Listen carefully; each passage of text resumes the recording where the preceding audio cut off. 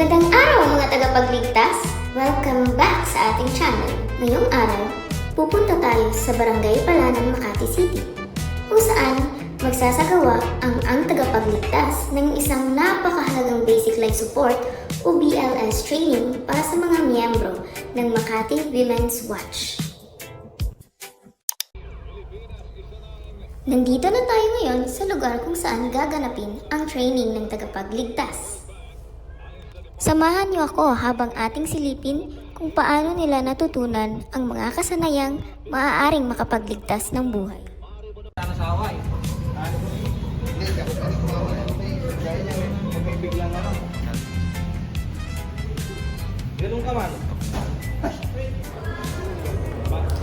Ngayon ay inihahanda ng ating mga kasamang instructor ang mga gagamitin para sa training.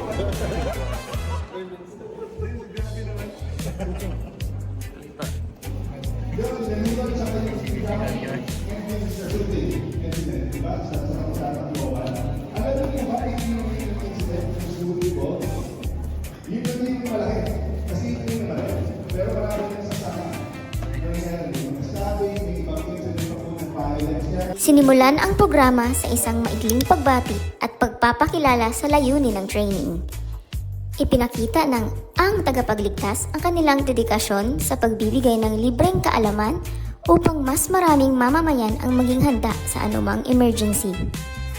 Mag-create kayo ng scenario sa isang yung by surprise, huwag mo alam ko kung sulit na to sa ito gagamitan. Hindi. May batang nahulog sa hagdanan, nabali yung tuhod. Yan. Ang gagawin mo. Gets niya? So, usually, hindi yan madali. Sa lecture, ipinaliwanag ng mga instructor ang kahalagahan ng basic life support. Itinuro nila ang tamang paraan ng pag-assess sa isang biktima, kung paano humingi ng tulong, at kung ano ang mga unang hakbang na dapat gawin habang hinihintay ang mga medical responders. Ibig sabihin, nakasuot yung sapatos, dapat sisecure mo siya na nakasuot yung sapatos. Hindi mo naaalisin. Ako nga, paano yun?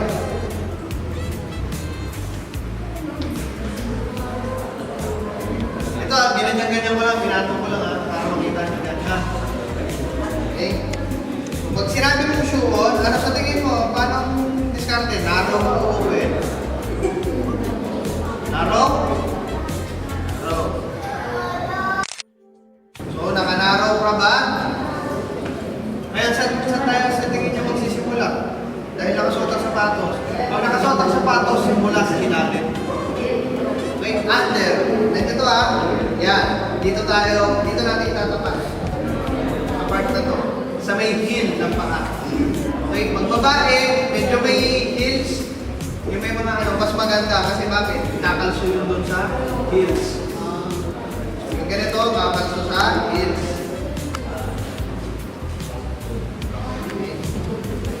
Next, dalihin natin sa likod. Likod ng paa, ito. Dapat yan? Cross lang sa likod, cross. Tapos, dalhin natin sa harap. Cross. Okay, nag-cross ito nila. Kaya dalawang dulo. So, ito, ilusot ko dito sa loob. Papalabas. Loob. Yan, yung kabila, ganun din.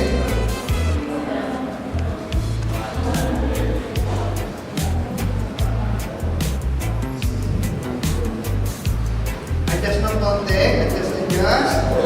Then, dalhin sa gitna. Bukod. Square na. Right, over left. Left, right extension. Left, over right. Secure. so ganito po yun ha. May ganyan mabuti. Kung bone ang injured, ano tawag sa kanya? Fracture. Kung joint ang injured, dislocation. Okay? So yun yung pagkakaiba niya. Pagka-fracture, yung mga mahabang buto, forearm, yung upper doon, kailangan yung immobilize, hindi yung bone mismo. It's the joint above and below. Okay? So, kung fracture, sabihin ko natin, din siya, fracture ng forearm. Dito. Dito yung balik. Dapat, hindi lang dito hanggang dito yung stabilize. It's the joint. Nakita nyo? Ito, di ba dapat dito? Kaya nagagawin natin, ito, ilalagay ito dito. Dito is underarm sleeve. Okay? Nakita nyo? Nakita nyo yung difference? Ito kanina, nandito sa ibabaw. Ngayon, nilagay ko sa underarm. Bakit? Injured din itong balik. Okay? Ito, mara, nakasingit.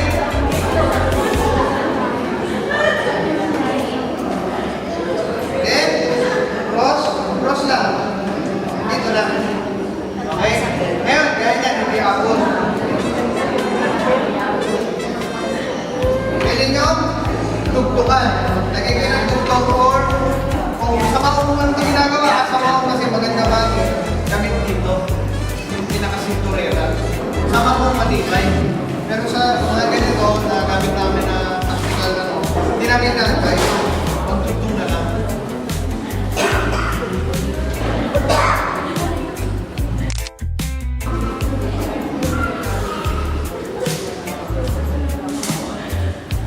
Alam niyo na yung concept, no? Para may mas mga ginagawa natin.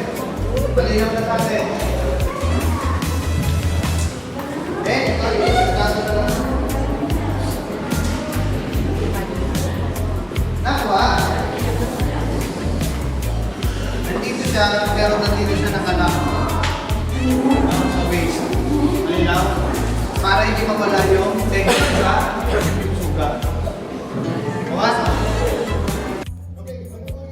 Isa sa pinaka-inaabangang bahagi ng training ay ang tamang pagsasagawa ng CPR. Pinakita ng mga instructor ang tamang hand placement, tamang lalim at bilis ng chest compressions, at ang wastong pamamaraan upang maging epektibo ang pagbibigay ng paunang lunas. Hindi po pwedeng ito, tingnan mo ako, kasi yung pasyente, dapat ako, ito, ang posisyon, hindi pwedeng ito. Okay, wala po ako ito kung person sa akin dito.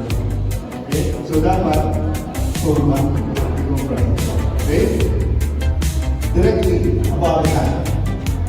Push pass down to go and be. Kano po kalalim? Ang minimum po ninyo dito is 2 inches. Oh, alam niyo ito ba ito ng picture? Ganun, yun yung minimum na dapat mailubo. Okay, at least 2 inches. Okay, dadalhin natin ng konting mas more advanced. Ang ginagawa ko namin sa ambulansya, hindi lang po Related fracture or ankulated dislocation, kung ambulansya ang darating, ang trained yung mga personnel, i-reduce na namin yun sa field. Pero, para po sa inyo, medyo tricky ito. Kasi, ano yan, board to board and then board to skin. Meron kung paano siya i-secure. So, pero kung meron kayo ito, madali lang. Ang gagawin nila, ankulated. Yung dislocation, for example, shape lang yan. Tapos yun ang sisip. Kasi meron dito. Kaya ito po yung best talaga eh. Yung mga sand. So, example, ganyan, no? Makuha niyo yung concept, sinasabi nila, mga ganyan. Or yung may mga ganito eh, dito naglagay niya sa gitna. Para makontrol lang yung movement dito. Parang gano'n po yan. Kunyari may karton kayo. Yun yung board to board and board to skin. Pero kasi, Not hindi mo fun. pwedeng i-extend yung bra. Or yung kailangan mo lang sa i-stabilize. Then i-transport. Kung nangyayari, kung may tura dyan, ganyan na yan. Dito kami mag-control dito. Ngayon naman ay aktwal nang nagsasanay ang mga miyembro ng Makati Women's Watch. Isa-isang sinusubukan ng bawat kalahok ang mga natutunang pamamaraan habang ginagabayan ng mga trainer ng ang tagapagligtas. Makikita ang kanilang determinasyon na matutunan ang bawat hakbang ng tama.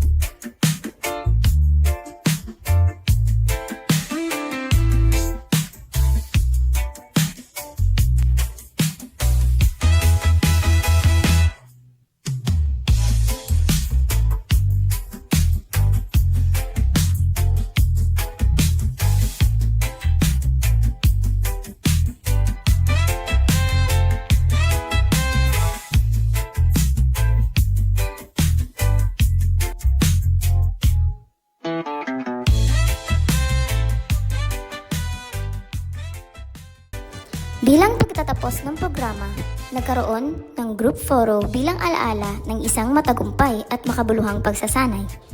Ang simpleng paglalaan ng oras upang matuto ay isang malaking hakbang tungo sa isang mas ligtas at mas handang komunidad.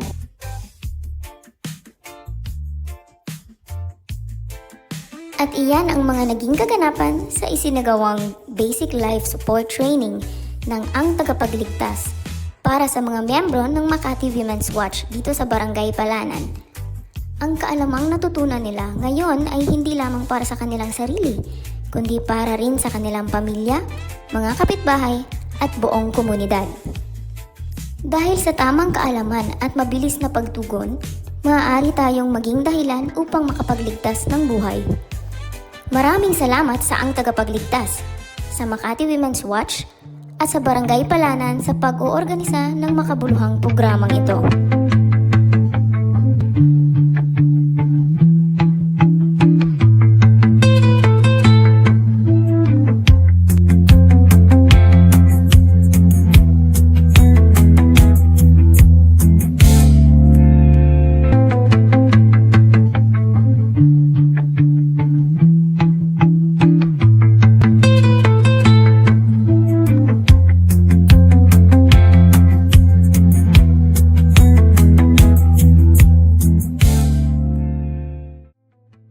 Kung nagustuhan ninyo ang vlog na ito, huwag kalimutang mag-like, mag-share at mag-subscribe. Hanggang sa susunod nating vlog!